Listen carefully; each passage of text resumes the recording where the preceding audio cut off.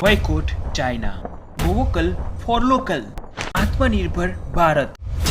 China का माल ज्यादा चले ना चले, पर आजकल न्यूज में ये सब जोर शोर से चल रहा है। पर क्या चाइनीज टीवी फोड़कर या फिर चाइना के एप्स बैन करके हम आत्मनिर्भर बन सकते हैं? चाइना यूएसए के बाद इंडिया का दूसरा सबसे बड़ा ट्रेडिंग पार्टनर है। 2019 एंड 20 में इंडिया के टोटल इंपोर्ट्स में से 14% इंपोर्ट चाइना से हुआ।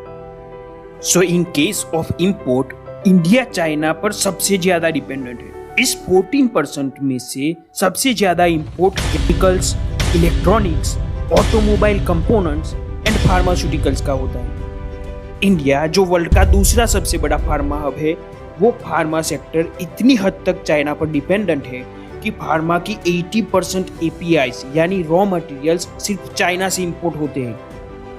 India is fastest growing smartphone market in the world, और यह मार्केट भी चाइना के चीप स्मार्टफोन कंपनीज पे हेवीली डिपेंडेंट है। चाइना की स्मार्टफोन कंपनीज जैसे कि वीवो, ओप्पो एंड Xiaomi ने 70% इंडियन मोबाइल मार्केट कैप्चर कर रखा है।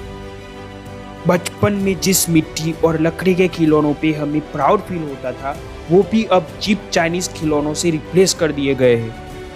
इंडिया में आज चाइना से 80% टॉयज इंपोर्ट होते हैं, मतलब कि आज के बच्चों को छोटी उम्र में ही चाइनीज प्रोडक्ट थमा दी जाती है।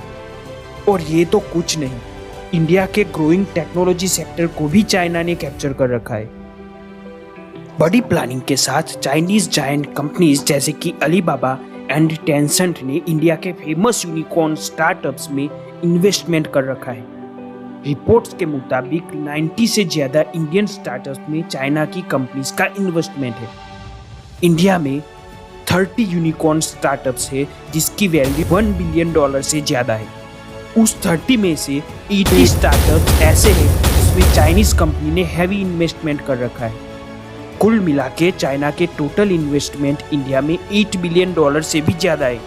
पर बात सिर्फ पैसों की नहीं है, इसका लॉस यह है कि चाइनीज कंपनीज चाइना में बैठकर पेटीएम जैसी बड़ी कंपनीज को यूज करके इंडियन कंज्यूमर मार्केट की मोनोपोली चेंज कर सकते हैं। सो दोस्तों, टिकटॉक को अनइंस्टॉल करना काफी इजी होगा और कुछ हद तक इफेक्टिव भी होगा। पर इंडिया फिजिकल गुड्स के लिए चाइना पर डिपेंडेंट ना हो, इसके लिए हमें काफी मेहनत करनी होगी। और इसके लिए हमें कॉमन सिटीजन ऑफ इंडिया को साथ मिलकर चाइनीज चीजों का बॉयकॉट करना होगा।